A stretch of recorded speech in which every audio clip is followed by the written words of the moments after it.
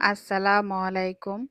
যে বোনা খিচুড়িটা খাইয়ে আমি অনেক বেশি প্রশংসা পেয়েছি, পুরো স্টেপ ফলো করে আপনিও রান্না করতে পারেন। আপনিও প্রশংসা পাবেন।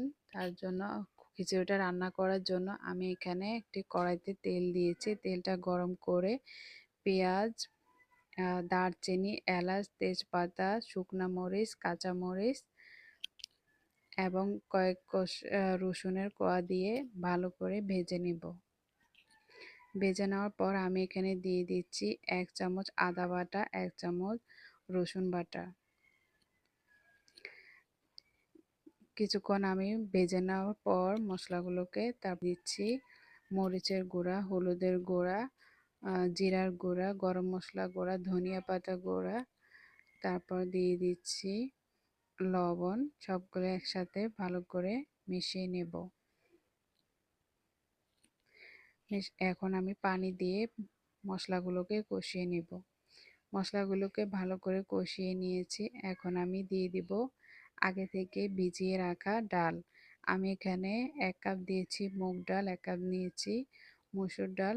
ডালগুলোকে আমি ভালো করে ধুয়ে 1 ঘন্টার মতো ভিজিয়ে রেখেছিলাম। এখন পানি দিয়ে ডালগুলোকে সিদ্ধ করে নেব। ডালগুলোকে প্রায় 80% সিদ্ধ করে নিয়েছি। এখন আমি দিয়ে দেব আগে থেকে ধুয়ে পানি ঝরিয়ে রাখা পোলাও চাল। আমি এখানে চাল দিয়েছি 3 কাপের মতো। 3 কাপ চাল আমি এখন ডালের সাথে প্রায় 10 মিনিটের মতো ভেজে নেব। 10 মিনিট ভেজে নেওয়ার পর আমি এখানে দিয়ে দেব গরম পানি। আমি ডালের জন্য কোনো পানি দেব না, এখানে চালের জন্য পানি দেব। চাল 3 কাপের জন্য পানি দিয়েছি 6 কাপ।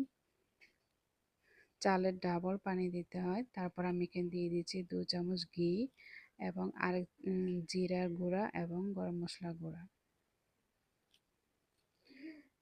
তারপর আমি এখানে দিয়ে দেব 2 চামচ আচার স্বাদ বাড়ানোর জন্য।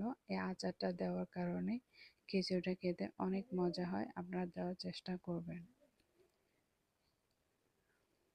তারপর আমি ভালো করে আচারগুলো মিশিয়ে নিয়েছি।